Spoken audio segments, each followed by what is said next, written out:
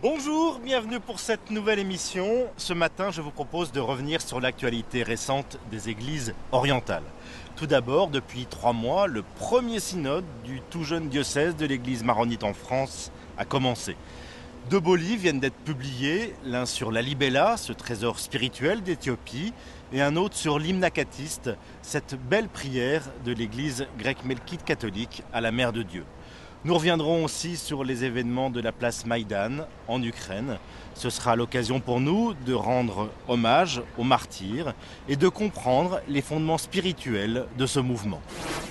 Au mois de décembre, Monseigneur Gemayel a ouvert le premier synode de l'église maronite en France. Une invitation à réfléchir pendant 1 an sur la mission et la vocation de l'église en diaspora. Plus de 150 prêtres, religieux et laïcs se sont retrouvés pour échanger et prier ensemble.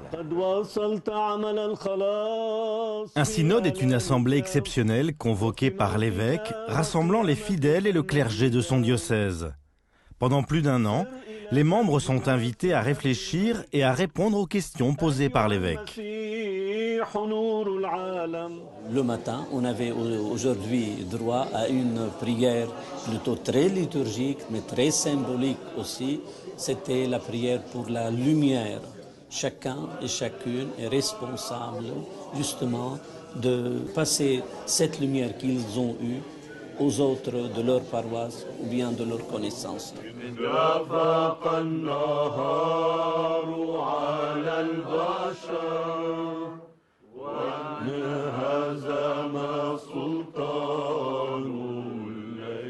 Déjà, au premier temps de l'Église, on a eu droit à un synode, le premier synode des apôtres.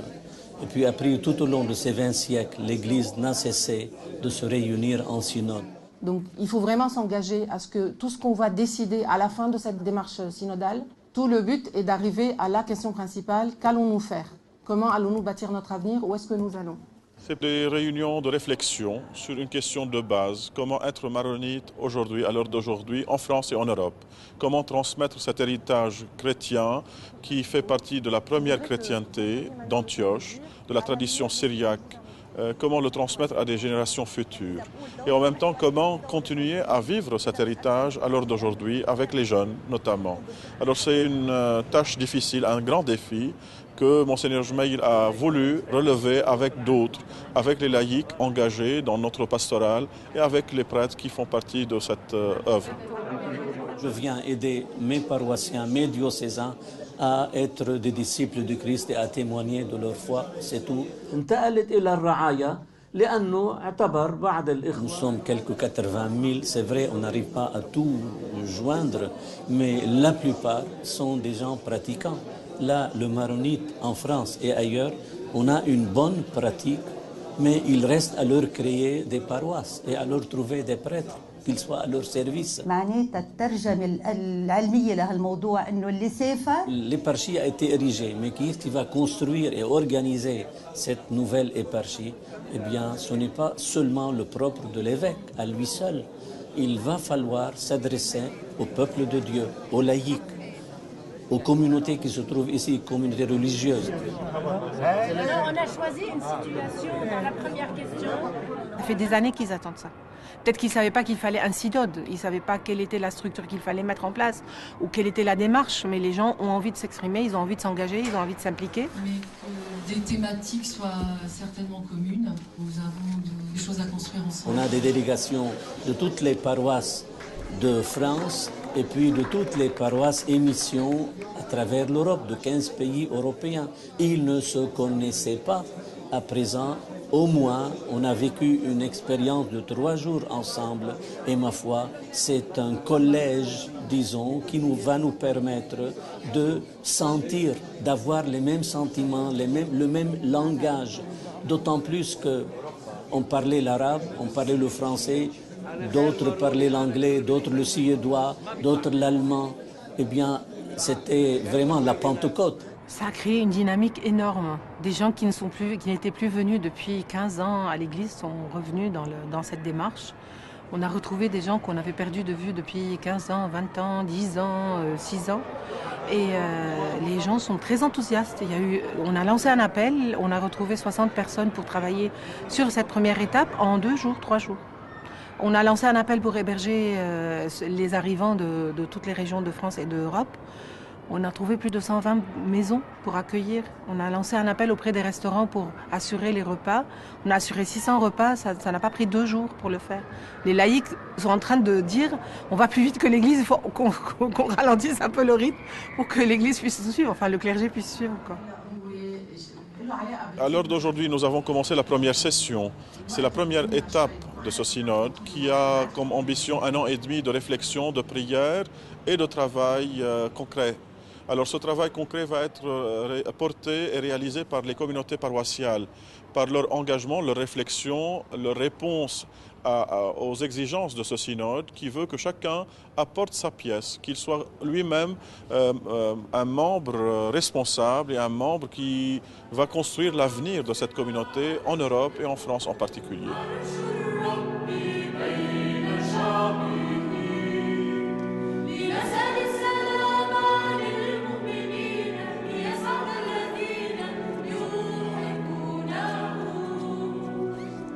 Le nom de l'éparchie est Notre-Dame du Liban.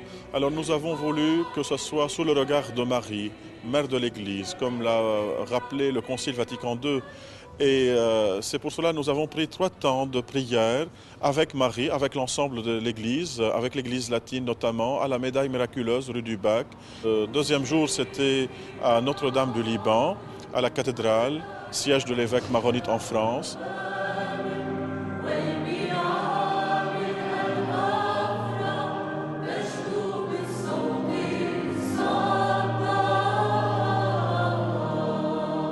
Et le 3e jour, ça sera à Notre-Dame de Paris. Et ça sera une belle occasion parce que Notre-Dame de Paris également fête le 850e anniversaire. Du coup, ces 3 temps de célébration étaient accompagnés par des fidèles maronites et non maronites qui ont accepté de venir et de célébrer avec nous ce temps de prière et de réflexion.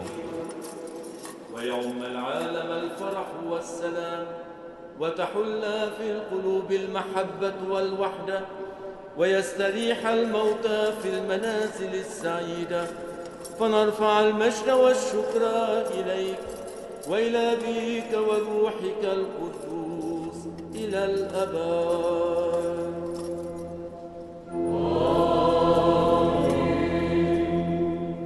Nous croyons que de ces rencontres synodales, nous pourrons dégager les points de départ pour évoluer vers une nouvelle méthode de vie ecclésiale, en recherchant la volonté du Seigneur dans nos paroisses, dans nos familles et en notre fort intérieur.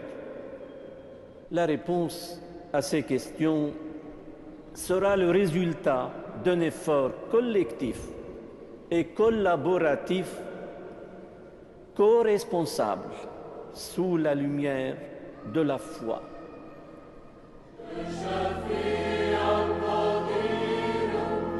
Monseigneur Gemayel invite ses fidèles à s'interroger sur la réalité de la vie maronite en France. Une quinzaine de comités se sont regroupés autour de thèmes comme la jeunesse, la famille, la formation, la liturgie ou les relations avec les autres églises.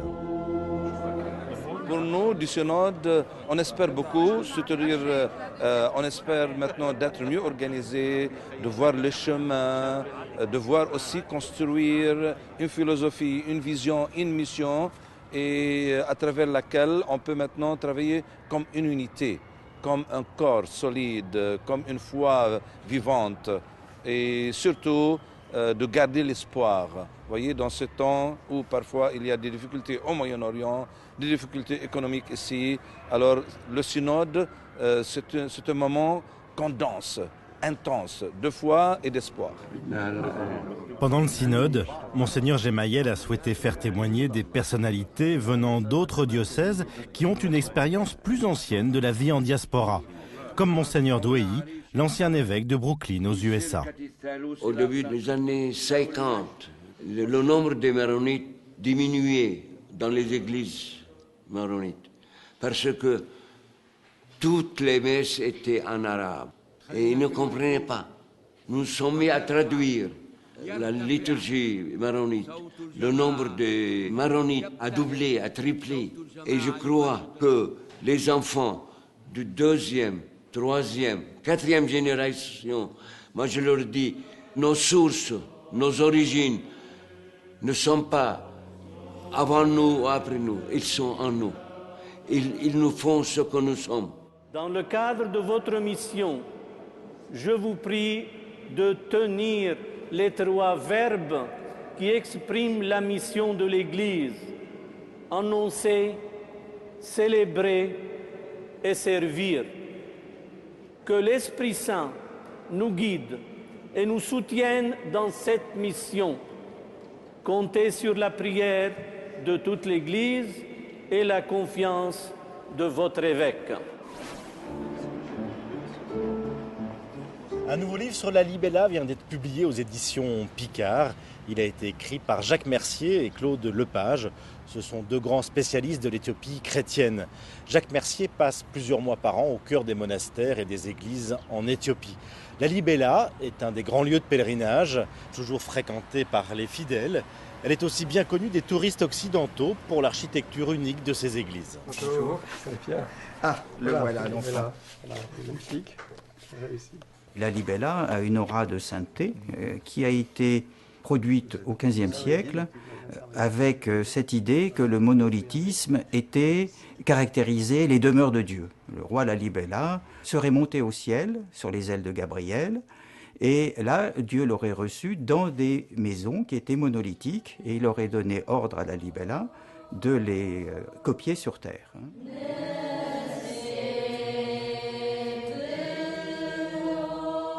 Ce sont des églises qui sont descendues du ciel. Donc c'est quelque chose de miraculeux.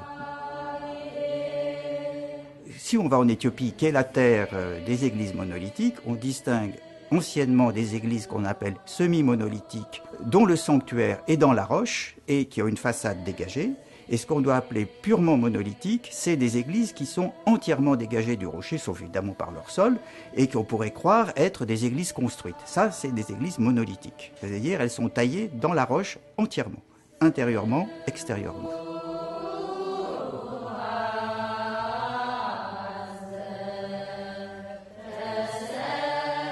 On imagine qu'il faut un temps infini, mais c'est en fait beaucoup plus rapide que de construire. La tradition dit 23 ans, mais l'essentiel a été fait en moins d'une décennie. Si vous prenez les églises de la libella, ça correspond à des fonctions différentes. Vous avez un groupe royal qui comprend l'église royale où le roi suivait le culte, plus l'église funéraire, plus une église tout à fait nouvelle qui est dédiée au Sauveur du monde. Ça, c'est une grande nouveauté à l'échelle du christianisme.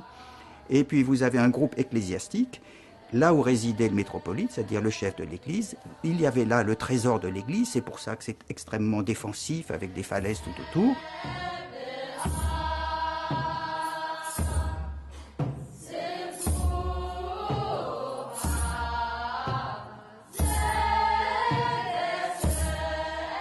Et puis il y a l'église Saint-Georges qui a la forme d'une croix, qui est très petite, qui est une perfection, qui est un bijou. C'est ce qui intéresse le plus les Européens, parce que les Européens ne se rendent pas compte de l'importance de l'église du Sauveur du monde, qui en Éthiopie, bon, elle a 30 mètres de long, donc en Occident ça serait pas grand, mais en Éthiopie c'est comme, vous diriez, une grande cathédrale par rapport aux églises éthiopiennes qui étaient minuscules, parce que vous avez des églises anciennes avec une nef qui a 2 mètres de long.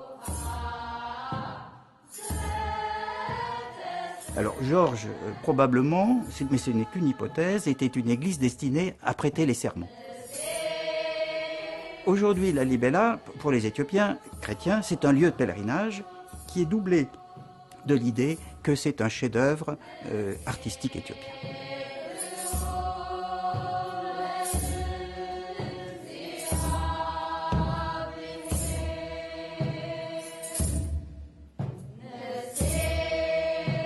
Vous avez, on peut dire, un mystère de la libella qui est lié à l'évangile de Jean et avec des interprétations visuelles qui sont uniques dans la chrétienté. Donc nous avons affaire à la libella non seulement des monuments extraordinaires, mais aussi une pensée tout à fait originale.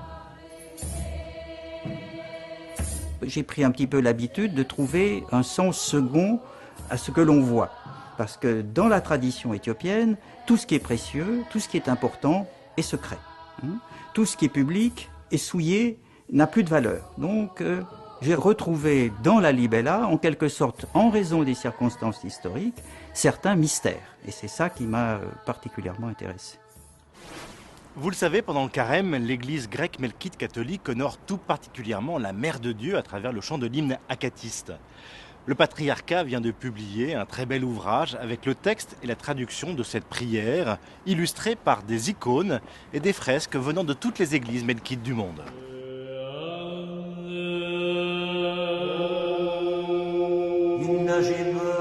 L'hymne akatiste est une méditation chantée des mystères de la vie humaine du Christ et du rôle de la Mère de Dieu. Elle est présentée comme médiatrice entre Dieu et l'humanité. Ce chant nous permet une véritable méditation sur Marie qui, par sa pureté et son obéissance, rétablit la communication entre Dieu et les hommes. Cet ouvrage, en mêlant texte de la célébration et les icônes, nous invite à nous réjouir avec les anges. Chaque vendredi de carême, on chante cet office dans les églises melkites le soir, comme à Saint-Julien-le-Pauvre à Paris.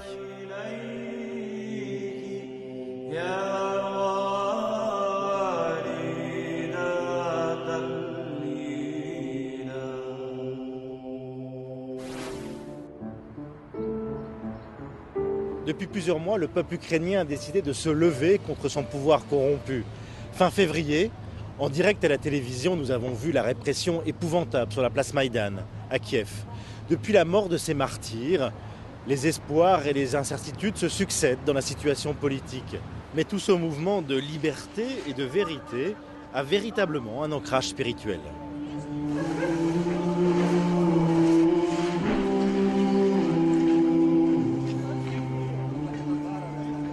Les protagonistes du mouvement Euromaïdan étaient dès le début des manifestants étudiants, des étudiants qui se sont mobilisés et qui ont dénoncé la non-signature du contrat avec l'Union européenne par M. Yanukovych. Et le mouvement, en fait, a été très vite un mouvement réclamant une adhésion à des valeurs démocratiques représentées par l'Europe. Vivre dans un état de droit où le citoyen serait respecté sans corruption, où une justice serait impartiale. Donc plutôt s'approcher de l'Europe plutôt que vers le modèle proposé par la Russie et M. Poutine en particulier. C'est une façon en fait de se libérer du carcan post-soviétique.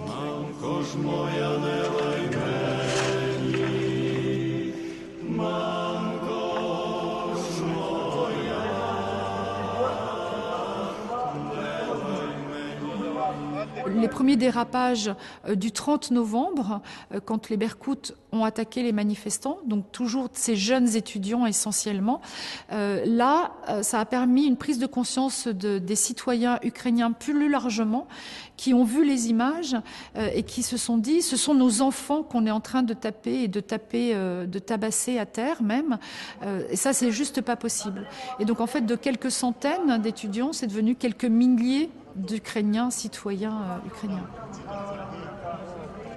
Contrairement à 2004 et la révolution orange, qui n'avait duré que finalement un mois d'occupation du Maïdan, de cette place, donc de l'indépendance, là le mouvement a tout de suite été organisé pour durer.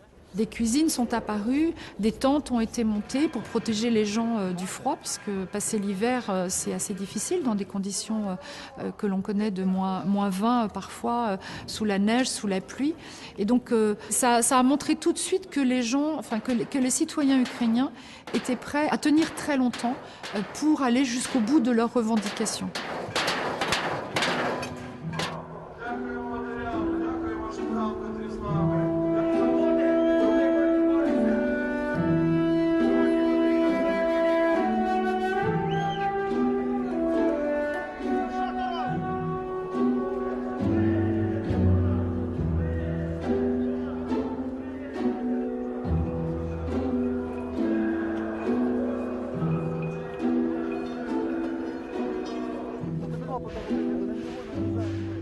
L'Église est arrivée à Place Maïdan dans le premier jour, peut-être les premières heures.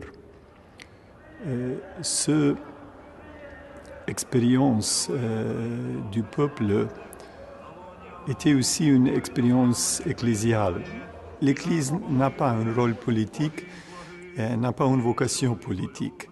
Mais en même temps, l'Église est appelée à clarifier pour la société qu'est-ce qu'il est la dignité humaine.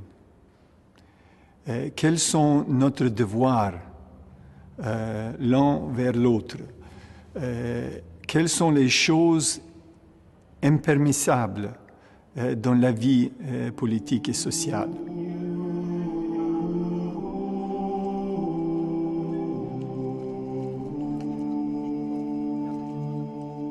J'ai senti une ouverture très profonde, une authenticité humaine, spirituelle, une sensibilité à les choses vraies.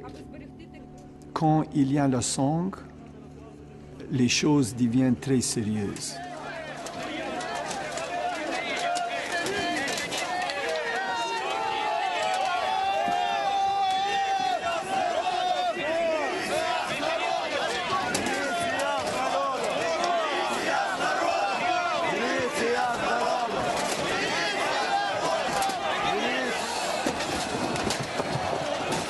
En engageant des forces armées, de Kalachnikov en particulier, sur des manifestants pacifiques et pacifistes, là Yanukovych a dépassé la limite des limites.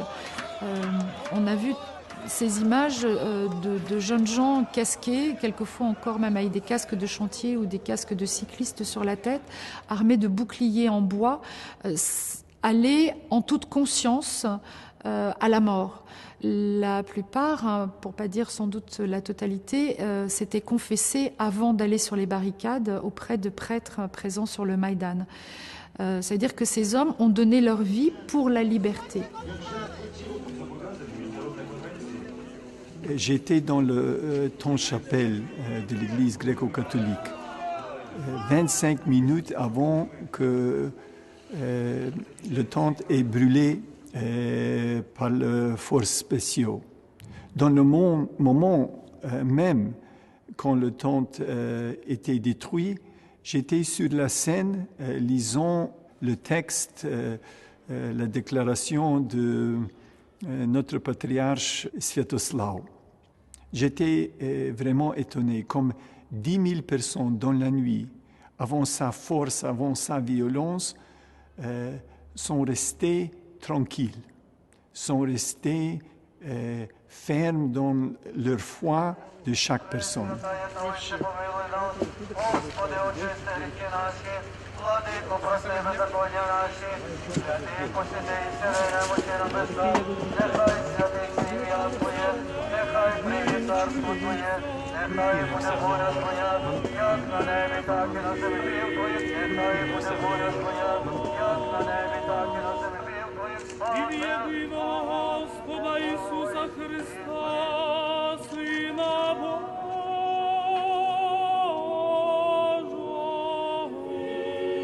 Sur le Maïdan, j'ai eu l'occasion de parler avec les représentants de Berkout. Peut-être j'ai parlé plus, ils n'ont pas répondu beaucoup, mais j'ai vu ces jeunes hommes et j'ai eu la compassion parce qu'ils sont manipulés, ils sont mis dans les positions morales impossibles. Ils ne sont pas libres et ils font des choses pour lesquelles leurs petits-enfants, dans beaucoup de générations, they will have shame. Ils auront honte.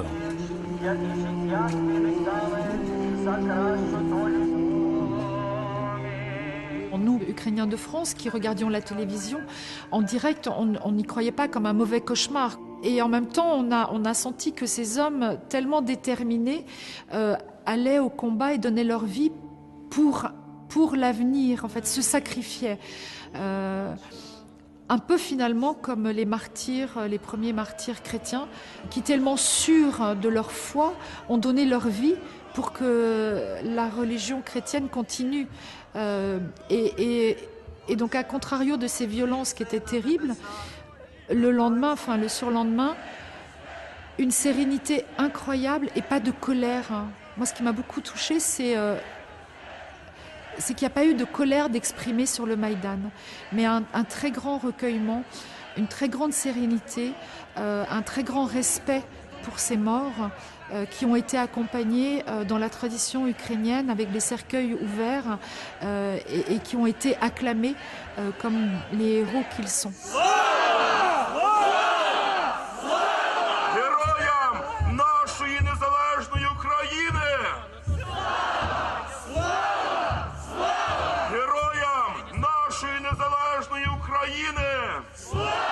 Je suis allé à l'hôpital pour prier avec les jeunes hommes qui ont perdu les yeux, parce que la police a tiré propre dans les yeux. Ils ont témoigné une espérance, une foi, une fortitude que a donné à moi beaucoup d'inspiration.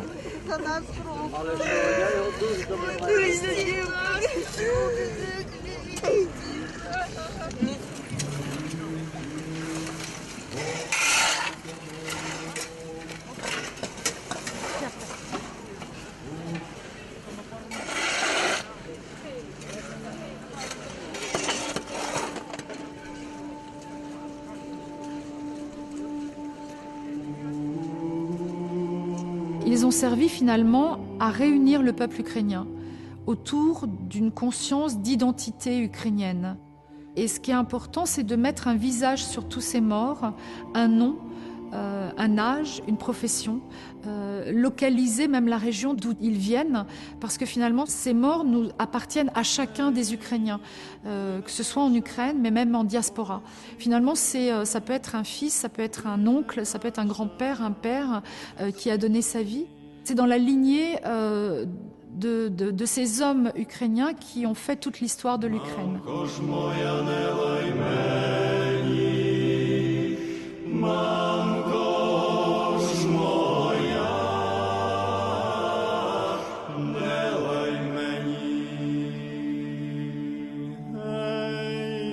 Залаєш ми в злу годину, залаєш ми в злу годину.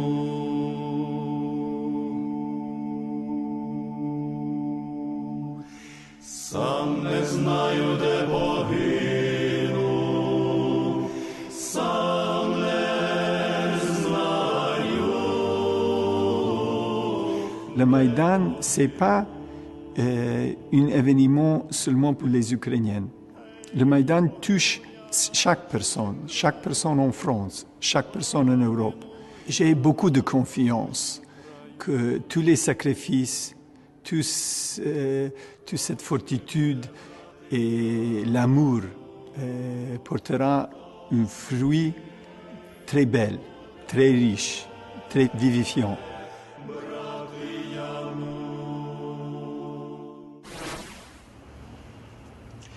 Nous retrouverons la communauté ukrainienne de Paris le dimanche 6 avril. Avec elle, nous découvrirons les images de la célébration que nous avons enregistrée l'année dernière, le Vendredi Saint. C'est la cérémonie des obsèques du Christ, une liturgie grave mais pleine d'espérance. Nous retrouverons la foi et l'espérance du peuple ukrainien. Bon dimanche à tous, bonne marche vers Pâques. Merci de votre fidélité. Au revoir.